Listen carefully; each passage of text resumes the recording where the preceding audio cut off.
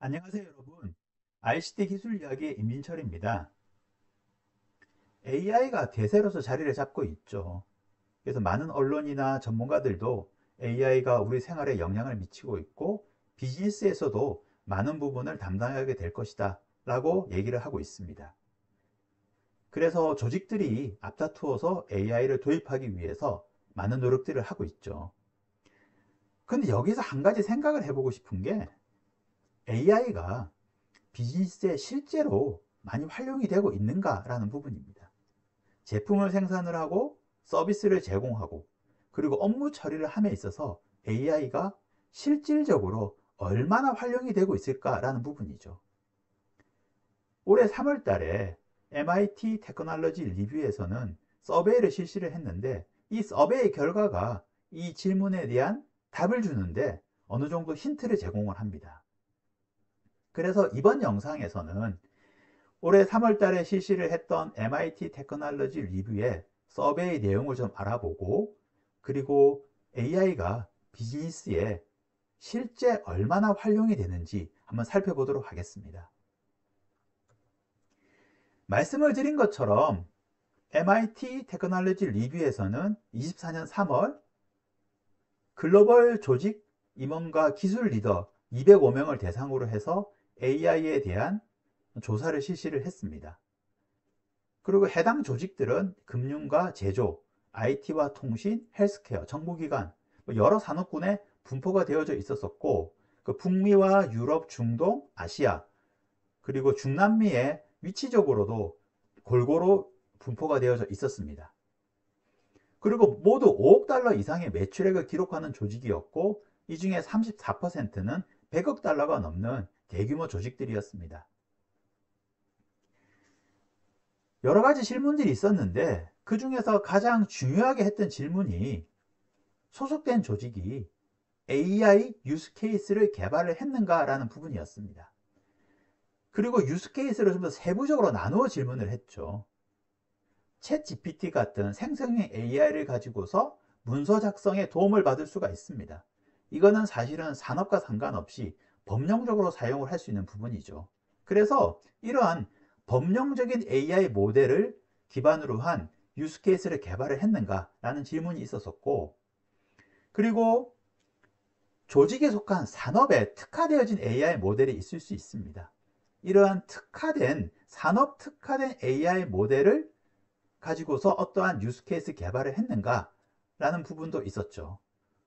예를 들어서 AI를 이용해서 임상 노트를 기록하는 서비스가 AWS에서 헬스케어 스크라이브라는 것으로서 존재합니다. 이거는 헬스케어 산업에 특화되어진 AI 모델이죠. 그래서 이 AI 모델을 이용한 유스케이스를 우리 조직이 개발을 했다면 그거는 산업 특화 유스케이스가 될 겁니다. 세 번째는 그 조직만의 특화된 AI 모델을 유스케이스를 개발을 했는가라는 부분이죠. 산업 특화가 아니라 그 조직의 고유한 어떤 AI 모델에 대한 유스케이스라는 부분이죠. 그래서 다른 조직과는 전혀 차별화된 우리만의 경쟁 우위 요소가 될 수도 있겠죠. 이렇게 세 가지로 나누어서 질문을 했는데 전 산업의 법령적인 AI 모델 같은 경우에는 52%가 이제 유스 케이스를 개발을 했다라고 응답을 했고, 그리고 산업 특화 모델은 79%, 그리고 우리 비즈니스의 고유 AI 모델은 61%가 유스 케이스를 개발을 했다라고 이제 응답을 했습니다. 그럼 매출의 기준으로 좀 살펴보게 되면은 5억에서 10억 달러 매출을 가지고 있는 조직에서는 AI 산업 특화 유스 케이스가 77%였었고, 그리고 비즈니스에 특화되어진 고유한 AI 모델은 38%만 유스 케이스를 개발을 했다라고 응답을 했습니다.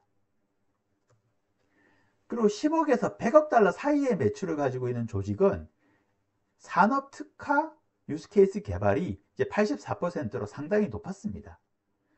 그리고 이제 해당되어지는 조직의 비즈니스에 고유한 AI 모델의 유스 케이스는 63% 정도로 이제 5억에서 10억 달러 정도의 매출을 가지고 있었던 조직보다는 훨씬 높은 비율을 차지하고 있었습니다. 세 번째가 100억 달러 이상의 매출액을 가지고 있는 조직이었는데, 이 조직은 산업 특화 AI 모델에 대한 유스케이스도 75%로 높은 비율을 차지를 했지만은, 특징적인 거는 보시는 것처럼 자신들만의 고유한 아주 유니크한 AI 모델에 대한 유스케이스를 개발을 했다는 게 77%로 상당히 높은 비율을 차지하고 있었죠. 그래서 정리를 해보게 되면은 뭔가 챗 GPT처럼 범용적인 AI 모델을 활용하는 어떠한 유스케이스는 뭐 50% 전후로서 뭐 대동소이한 모습들을 보이고 있었지만은, 이제 우리 비즈니스에 아주 유니크한 AI 모델을 이용하는 유스케이스는 조직의 규모가 커질수록 그 비율이 급격히 증가하는 모습을 보이고 있었습니다.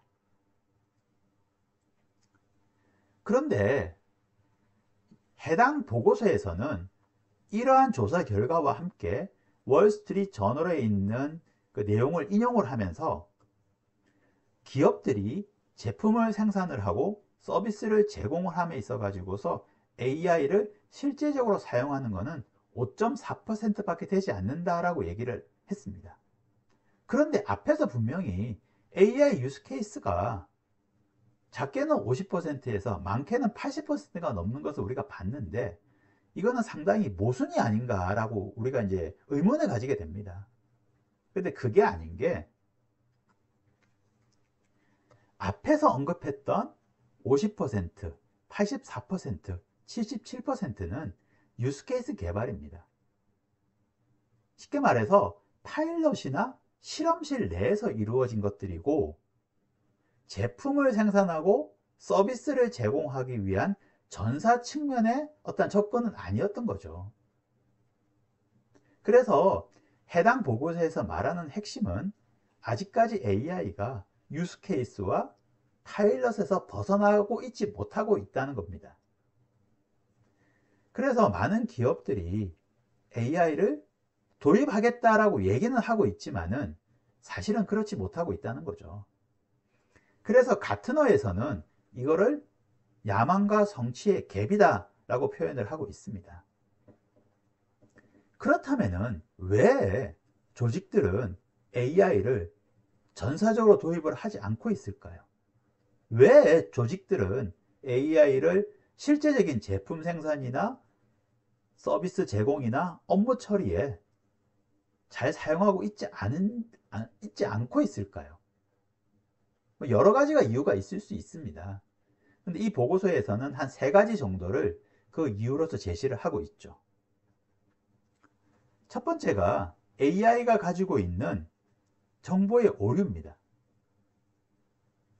우리가 잘 알고 있는 할루시네이션이나 편향 같은 것들도 이제 여기에 포함이 되겠죠. 그래서 AI 보고 뭐 엔지니어를 그려보라고 하면은 백인 남성을 그립니다. 그리고 간호사를 그려보라 하게 되면은 이제 백인 여성을 그리게 되죠. 이 대표적인 편향의 사례이죠. 그리고 이렇게 AI의 어떠한 정보의 오류가 실제적인 분쟁의 소지를 갖다 나타내기도 합니다. 미국에서는 AI 기반으로 만들어진 안면 인식 시스템이 오류를 발생시켜 가지고서 이제 무고한 사람을 체포한 적도 있고, 그리고 에어 캐나다는 챗봇의 오류 때문에 실제 배상 판결도 일어난 적이 있었습니다. 이 부분을 좀 더 설명을 드리게 되면은, 캐나다 CRT에 등록되어져 있는 판결인데, 이거는 이제 기사로도 보고가 됐었습니다. 22년 11월 달에 캐나다에 살고 계신 이제 모펫이라는 분이 계셨는데, 이분이 이제 할머니가 돌아가셔가지고서 장례식에 참석하기 위해서 에어 캐나다 웹사이트에 들어가서 티켓팅을 했습니다. 그런데 에어 캐나다 챗봇이 이제 조의 요금을 신청을 하면은 할인을 받을 수가 있다라고 얘기를 했고, 이 조의 요금은 소급해서 신청이 가능하다라고 이제 안내를 했죠. 그래서 이제 모펫은 장대식이 끝나고 나서 에어 캐나다에다가 조의 요금 이제 소급 신청을 하고 이제 할인을 해달라, 즉 환불을 해달라라고 이제 요청을 합니다.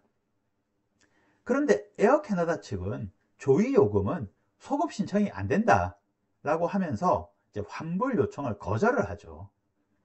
그러니까 모펫은 너희들의 챗봇이 그렇게 안내를 해줬다라고 하면서 소송을 갖다가 제기를 합니다. 결론적으로 말하면은 모펫이 승소를 했고 에어 캐나다는 이제 812달러를 이제 환불해 주게 되었습니다. 이제 에어 캐나다 주장은 챗봇이 잘못된 정보를 준 거는 맞다. 하지만은 다른 메뉴를 통해 가지고서 조의 요금이 소급 신청이 안 된다는 것을 확인할 수 있었는데 모펫이 그러지 않았다. 즉 무슨 말이냐면은 챗봇은 오류를 발생시킬 수도 있는데 왜 그것을 다른 곳에서 확인하지 않았느냐라는 부분인 거죠.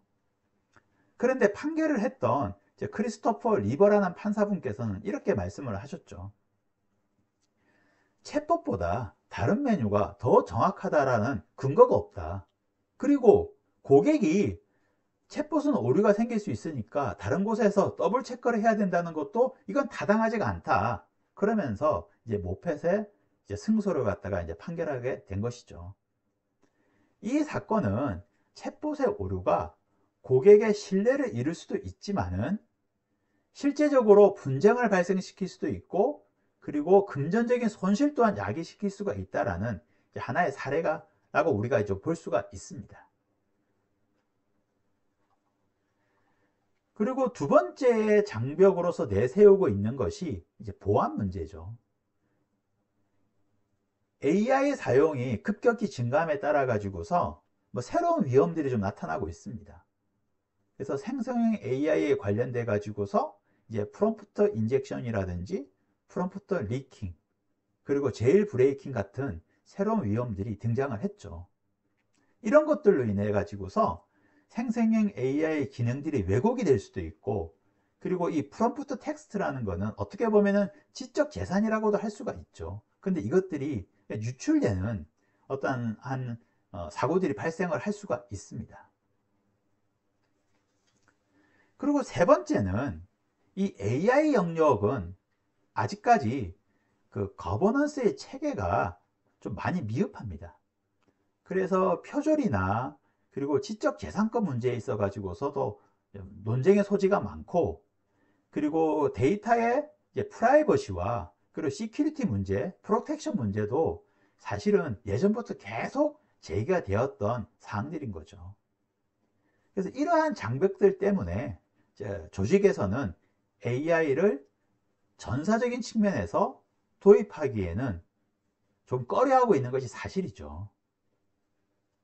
그래서 대부분의 글로벌 조직들이 어떠한 스탠스를 취하고 있는지를 살펴보면은 세이프티와 시큐리티가 보장이 되기 전까지는 AI를 대대적으로 도입하는 것은 도입을 하고 활용을 하는 것은 보류를 하겠다라는 입장입니다.